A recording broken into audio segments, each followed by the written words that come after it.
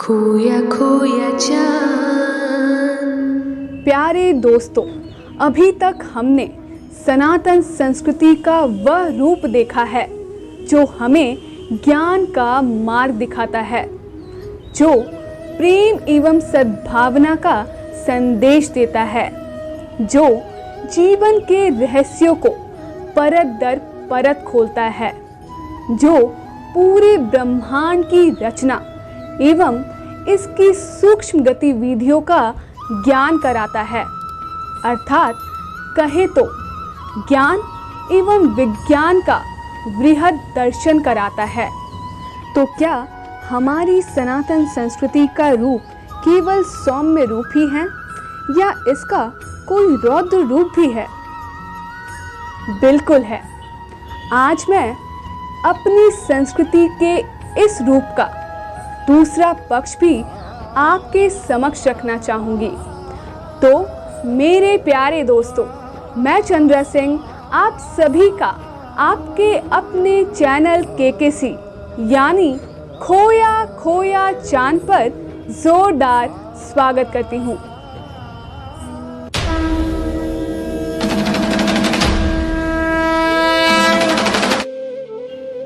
दोस्तों, जो सौम्य होता है क्या उसे केवल सौम्य ही होना चाहिए?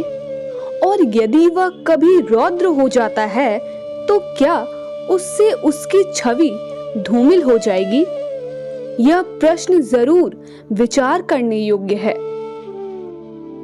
हमारी सनातन संस्कृति इसका निराकरण करती है। यही कारण है कि हमारी मान्यताओं में जितने देवी देवताओं की कल्पना की गई है, प्रायः सब में एक समानता अवश्य दिखती है। और वह समानता यह है कि उनका एक हस्त वर मुद्रा में है तो दूसरे हस्त में कोई ना कोई शस्त्र अवश्य है। इसका सीधा संदेश है कि जीवन में शास्त्र एवं शस्त्र दोनों की एक साथ आवश्यकता है। दोस्तों, अब आप कहेंगे कि ये कुछ विरोधाभासी बातें हैं, मगर ऐसा नहीं है। ये जीवन का आम मनोविज्ञान है और इसका सर्वत्र हमारे आसपास अनेकों उदाहरण हैं। दोस्तों, जीवन इतना सरल नहीं है, बल्कि जीवन को अपना अस्तित्व बनाए रखने के लिए पल पल जूझना पड़ता है, क्योंकि उसके आसपास संकट हमेशा मंडराता रहता है। मैं आपको एक सरल उदाहरण देना चाहूंगी। हम सभी जानते हैं कि माँ सदैव ममता से परिपूर्ण होती है। उतनी दया करुणा कहीं और देखने को नहीं मिल सकती। मगर वही ममतामयी माँ, चाहे वह इंसान हो या पशु पक्षी, जब उसकी संतान पर संकट बनाती है तो उसका रौद्र रूप देखते ही बनता है। आप कल्पना करें एक पक्षी का, जिसे हम एक अति कमजोर जीव मान सकते हैं, मगर वह भी संतान पर संकट को देख ऐसा विकराल रूप धारण करती है कि उसके बलशाली दुश्मन का भी साहस जवाब दे जाता है। उसी प्रकार बचपन में हम सभी ने कुतिया के बच्चों के साथ जरूर खेला होगा, मगर हमने यह भी ध्यान दिया होगा कि जब कुतिया को किसी खतरे का एहसास होता है तो वह शेरनी की भांति हम पर झपटती है।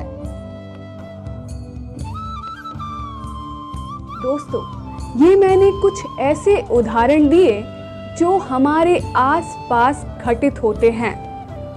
संदेश साफ है, सौम्य और रौद्र दोनों ऐसे तत्व हैं जिनका एक साथ होना ही जीवन को आगे बढ़ाता है। जीवन के इसी मनोविज्ञान को समझते हुए हमारी सनातन संस्कृति इस सूत्र को बड़ी दृढ़ता से स्थापित करती है। हाँ, यह अवश्य है कि सौम्यता एवं रौद्र रूप धारण करना परिस्थिति जन्य है। दोस्तों, हमारी सनातन संस्कृति की स्थापना परित्राणाय च साधूनां विनाशाय च दुष्कृतां की अवधारणा पर हुआ है, अर्थात हमारे भगवान की उद्घोषणा है कि वे साधुओं के कल्याण के लिए एवं दुष्टों के विनाश के लिए धरती पर बार बार जन्म लेंगे।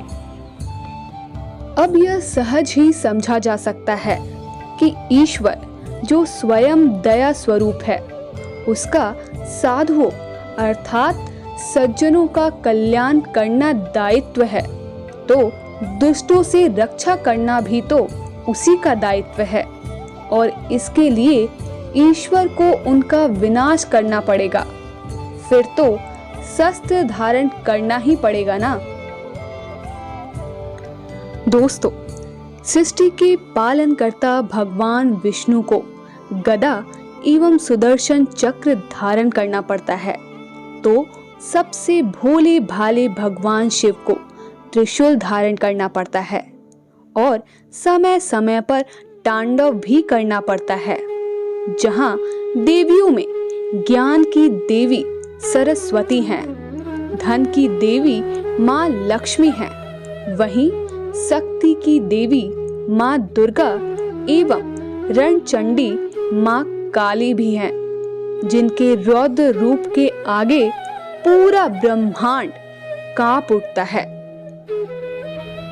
दोस्तों, हमारी सनातन संस्कृति की शास्त्र एवं शस्त्र दोनों की समान रूप से पूजा करने के पीछे का संदेश साफ है। हम सनातनी सदैव धर्म के मार्ग पर चलने की सीख लेते एवं देते हैं। हम सदैव सहनशीलता को ही प्रशय देते हैं। शांति की स्थापना के लिए हमने सदा ही त्याग करना सीखा है।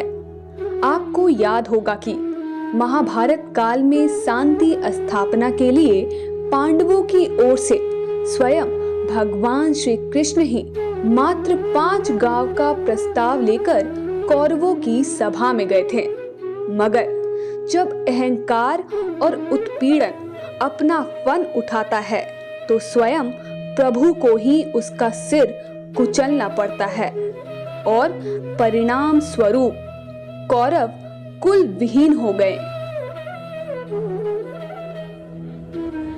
दोस्तों, आशा करती हूँ कि आप इन संदेशों को साफ साफ समझ पाए होंगे और अपने परम पावनी संस्कृति के संदेशों के अनुरूप भीम का गदा एवं अर्जुन का गांडीव उठाने के अपने दायित्व को भी नहीं भूलेंगे। इसी हुंकार के साथ लेती हूँ आज विश्राम। जय हिंद।